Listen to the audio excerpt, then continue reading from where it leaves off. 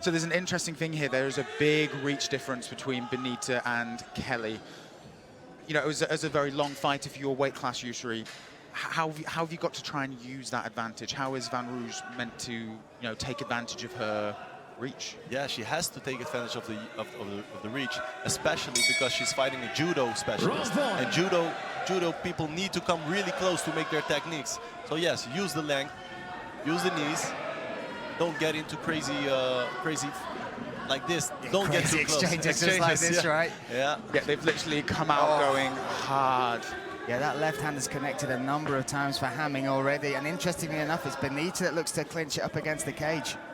Yeah, it'll be interesting to see here whether, you know, Kelley uses any of her judo stuff, even though her back's against. Referee telling Benita to stop grasping the cage.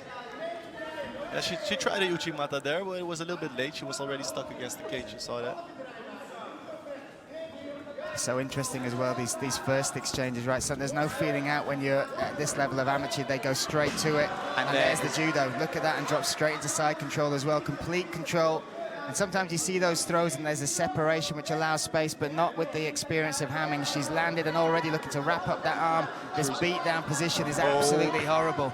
She's got to show action, otherwise the referee might have to, oh, there we go. Nice work by Benita getting out of that, but Hamming has still got this top position and those shots are coming in hard, Brian. Oh, yes, but did exactly the right things, Benita. She pushed away, made space, straight back to her feet.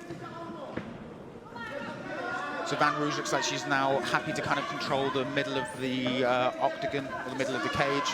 Nice leg kick around there. And Yusri, what does Hamming need to do here to stop just being cornered and taken apart here? Exactly. First of all, move out of the cage. You know, move into the center of the ring, of the cage. And Rooij wasn't letting her. She was like standing right exactly on that orange box. You know, that's the place she should be to be safe. Right now, Hamming loves to be here. She's gonna try to do judo stuff and get her on the ground again. Yeah, but she's given up the. It looks like here that Benita has the double underhooks. Oh, she's got rid of them now, but the head's buried deep in that chest. And like you said, Yusri, Hamming, this is where Hamming wants it, as close as possible. But this is what Van Rooij needs to do. She needs to separate and use space, work off that jab, use those long weapons. I mean, when I've watched her fights back before, it's her footwork, but right now she's getting brought into this brawl. Mentally, she's trying to be, it's almost like a macho thing going on, trying to take a punch and prove she can give one harder. Yeah, she doesn't want to take a step back, you know. Sometimes that's not smart. Like, when she gives pressure, she probably feels she's winning exchanges. It's some fight though, right, guys?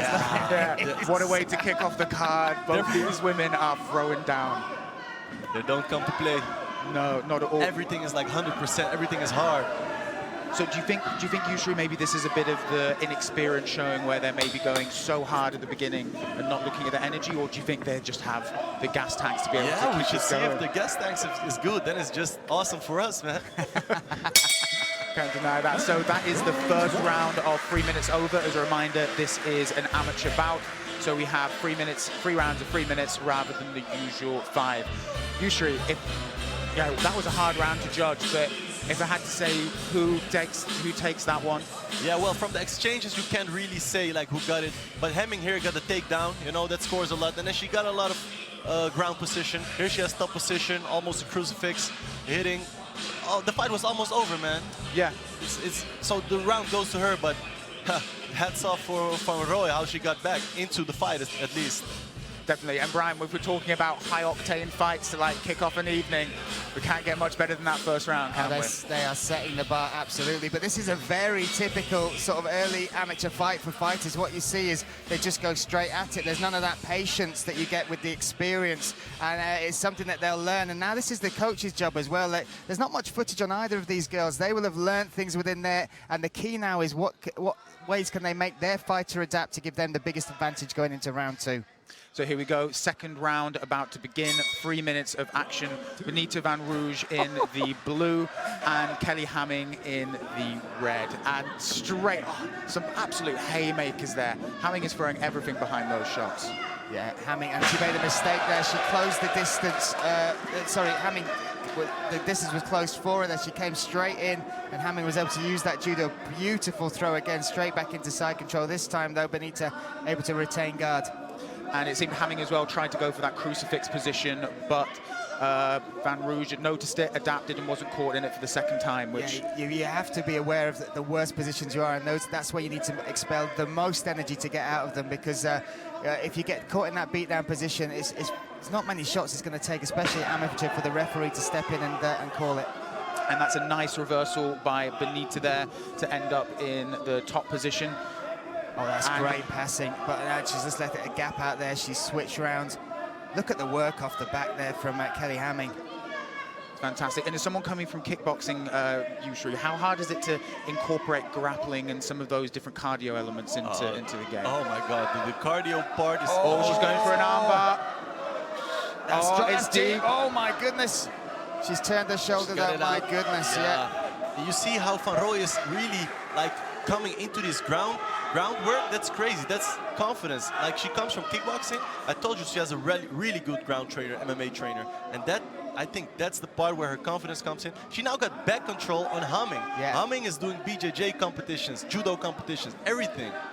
Yeah, and it's going to be intriguing to see whether Van Rooij can get that hook in and start trying to make it in on the choke. Oh, if she can get this finish, that's on the chin, but that is uncomfortable. You can see it's under now. There we go. It's palm to palm. It's not going to be long.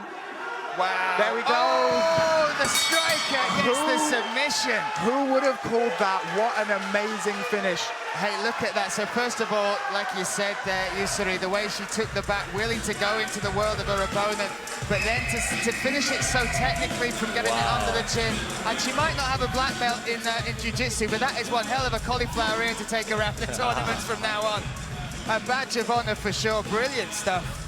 What an absolutely entertaining and excellent fight where we saw a bit of everything that makes mixed martial arts such a fantastic sport to watch. It goes from wrestling, cage control, swanging and banging to, like you said, Brian, a striker getting a submission on a judo expert. Yeah, this is mixed martial arts, and although the fundamentals and the base is from striking, it was a...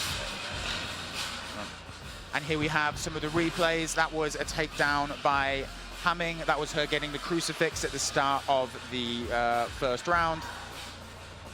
It's nice cage action here. Yeah, toe-to-toe, in each other's faces right from the start. And both having big success. This escape from this armbar as well. Some people tapped from the panic, but she shrugged her over the shoulder, managed to get that arm free, and then this was stunning. Got it under the chin, gets the finish. Beautiful. And now we're going to hand over to Ed for the official announcement. Fighters, please to the center. Ladies and gentlemen, give them a big applause. Winner by tap out in the blue corner, Benita Van Rooij. And as Brian pointed out,